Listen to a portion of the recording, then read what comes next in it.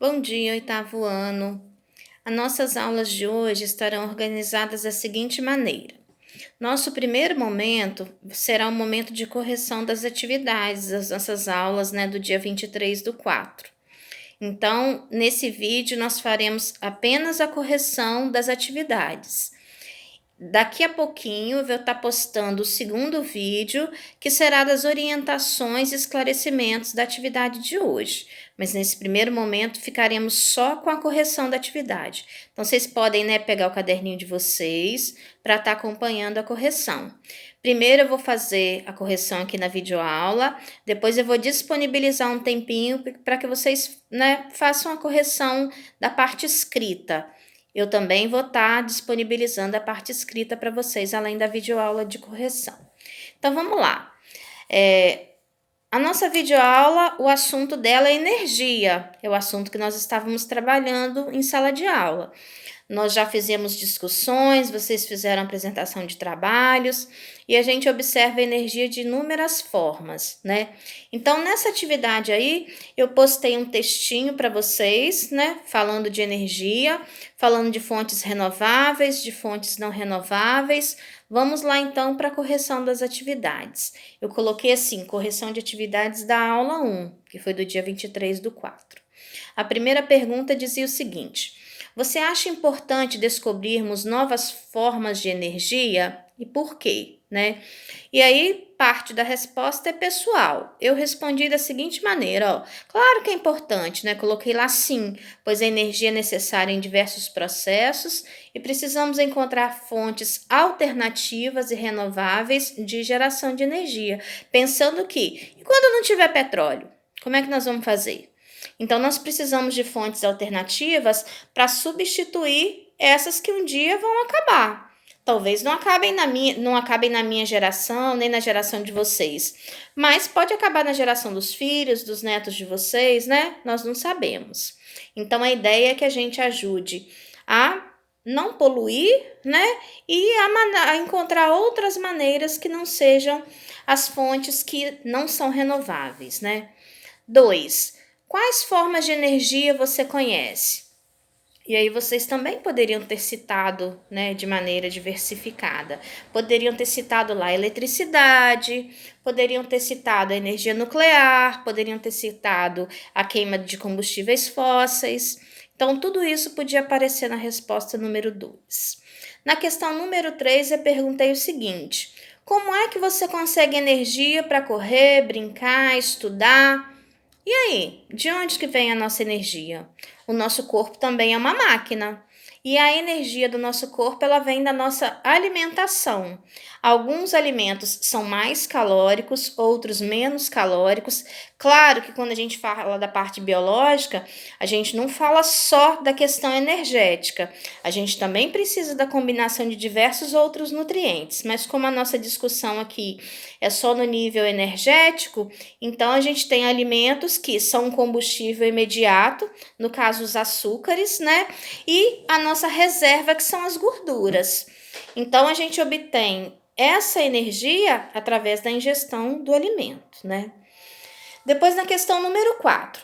O que fez o petróleo imperar como a principal fonte energética, Por que o petróleo despontou? Por que ele apareceu mais do que as outras coisas, Então, a gente precisa lembrar o seguinte: que houve um período em que a indústria, principalmente essa questão dos veículos, motores, ela cresceu absurdamente, Então foi nesse momento que o petróleo foi lançado como a forma imediata para utilização através do óleo diesel, através da gasolina. Depois vieram outras fontes, no caso o álcool, por exemplo, Mas a ideia, então, foi para suprir a necessidade da população, que começou a usar, motores a combustão que queimam, a energia que vem lá do óleo, que vem lá da gasolina, que tudo é obtido através da extração do petróleo. Depois, a questão número 5 pergunta assim: por que o modelo de geração de energia vinda do petróleo é considerado sujo? Por que a gente diz que tem energia limpa e energia suja? Por que então que a gente fala que o petróleo é um tipo de energia suja? porque a gente está associando a questão da poluição. Tem uns que são mais poluentes e outros que são menos poluentes.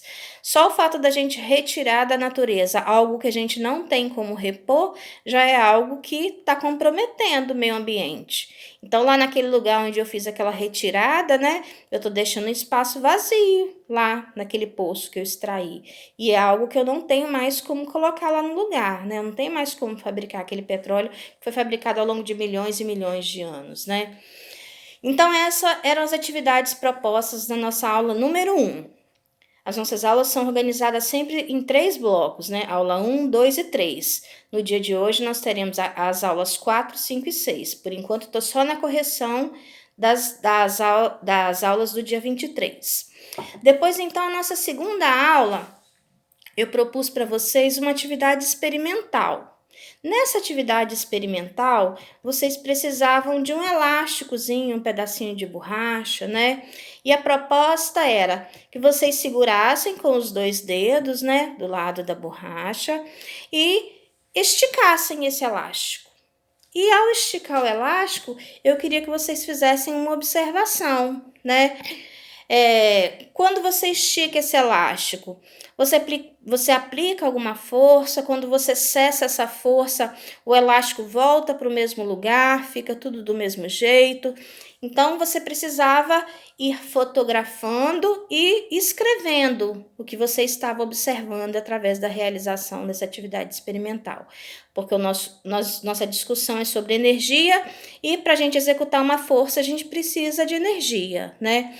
Então, vamos lá. Vocês fizeram em casa, eu pedi que respondessem e fotografassem e enviassem para mim. Alguns já fizeram. Na segunda situação proposta, eu pedi que vocês encaixassem, né, uma bolinha de papel, uma buchinha. Alguns mais levados já fizeram isso em sala de aula, né? A gente sabe disso, a gente não vai nem citar nomes, né? Mas a ideia era que vocês percebessem que com a movimentação desse elástico, eu conseguia então lançar essa bolinha de papel a uma determinada distância. Que distância seria essa? Aí ia depender, né, da resistência do meu elástico e do quanto você ia esticá-lo para poder lançar a bolinha. Se a gente esticasse pouquinho, a bolinha ia cair mais perto de nós. Se o elástico fosse mais esticado, certamente a bolinha seria lançada a uma distância maior. Não foi uma força criada, porque na natureza nada se cria, tudo se transforma. Então, já faz parte desse material, né, que é o elástico. Então, a gente apenas modifica essa forma de energia. Então, vamos lá.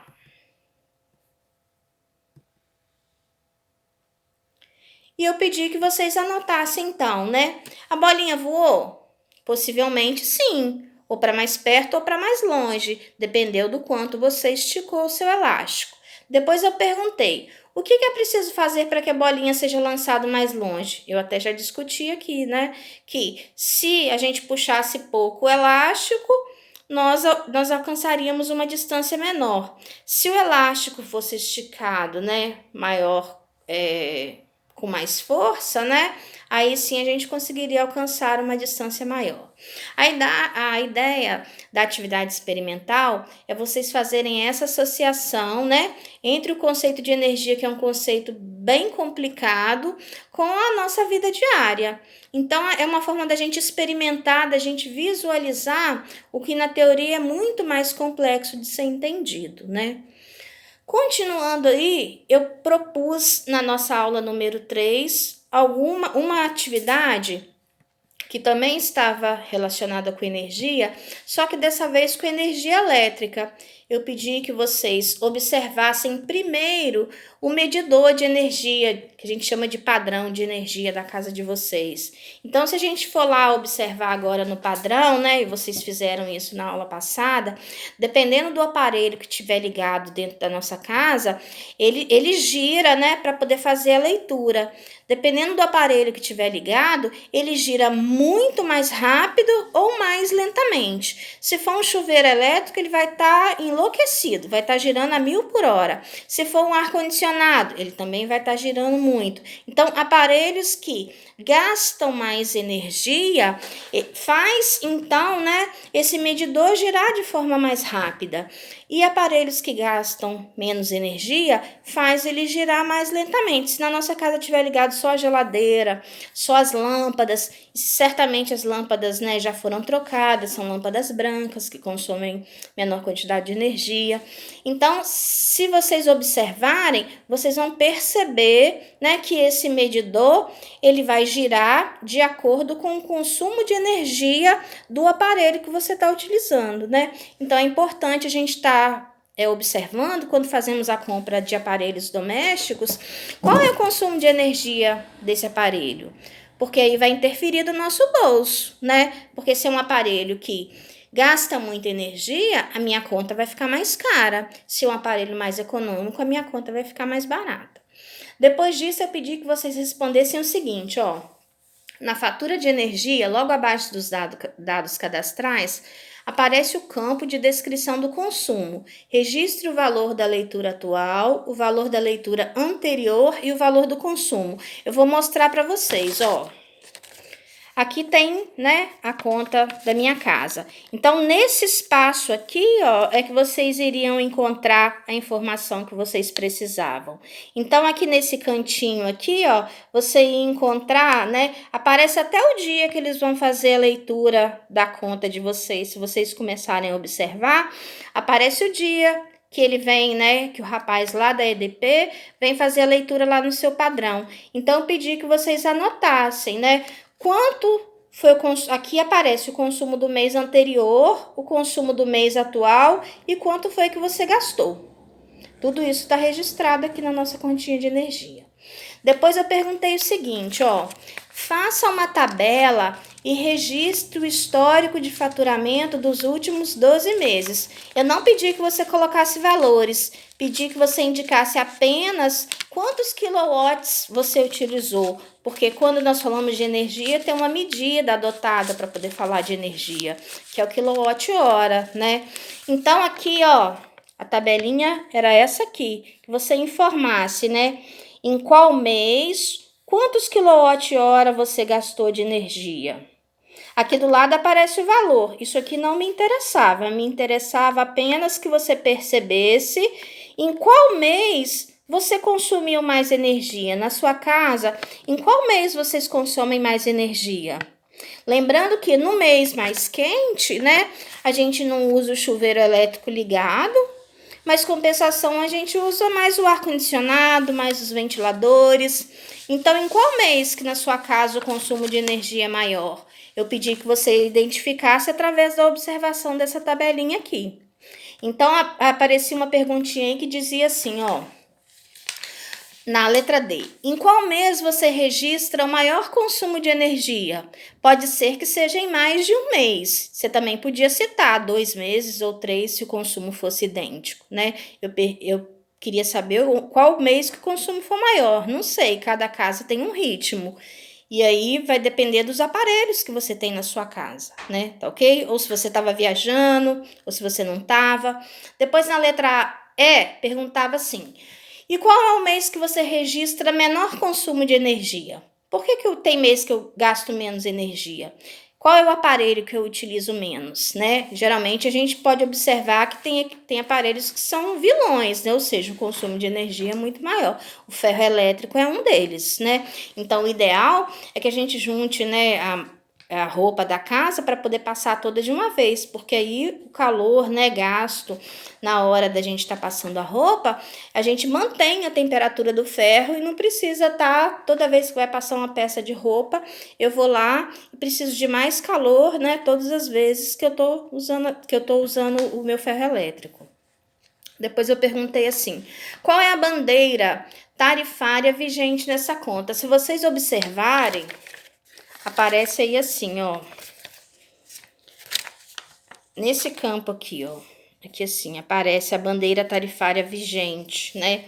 E o que é essa bandeira tarifária? Eu perguntei aí na questão número 3, o que é isso, né? Como é que funcionam essas bandeiras tarifárias? Então, aparece, aí vocês podem ter achado a seguinte informação, ó. É o sistema que sinaliza aos consumidores os custos reais da geração de energia. O funcionamento é simples. As cores das bandeiras são verde, amarela e vermelha. Indicam se a energia custará mais ou menos em função da geração de energia. Isso tem a ver com a quantidade de chuvas que a gente tem no nosso país. Tem época que os nossos reservatórios, porque a nossa energia é da forma hidrelétrica, ou seja, ela é fornecida através da movimentação da água. Quando tem mais água, porque está chovendo mais, nossos reservatórios estão mais cheios. Então, o custo, né, ele acaba sendo menor. Quando é época de seca, a gente tem dificuldade, então a geração de energia acaba sendo mais cara. Então, é um período que a gente paga a bandeira vermelha, né? Que é quando a tarifa está mais cara. Então, foi isso, oitavo ano, as atividades da nossa aula anterior, né? Eu espero que todos vocês tenham cumprido. Quem não cumpriu ainda, né, volta lá, faz, posta. Eu só peço para vocês não ficarem postando no dia de outros professores, porque é complicado para nós, são muitos alunos, a gente ficar identificando o material de vocês misturado com o de outras disciplinas. Então, eu prefiro que as minhas atividades sejam postadas no dia que eu dou aula, porque é mais fácil. É um dia que eu estou ali vigiando, né, minuto a minuto, eu não largo o telefone nem um segundo, as atividades que vocês fizeram. Pode ser durante o nosso período, né, de 7 ao meio-dia, ou no decorrer do dia, no período da tarde, mas que não seja feito no meio da aula do professor do dia seguinte, porque o professor está lá, né, anotando as atividades dele, aparece lá uma atividade de ciências. Então, assim, acaba dificultando um pouquinho o nosso registro, tá bom? Então, daqui a pouquinho eu vou dar uns minutinhos para vocês conferirem, né, o que for necessário aí, fazer alguma alteração, alguma correção, e daqui uns minutinhos eu posto para vocês as orientações da nossa aula de hoje.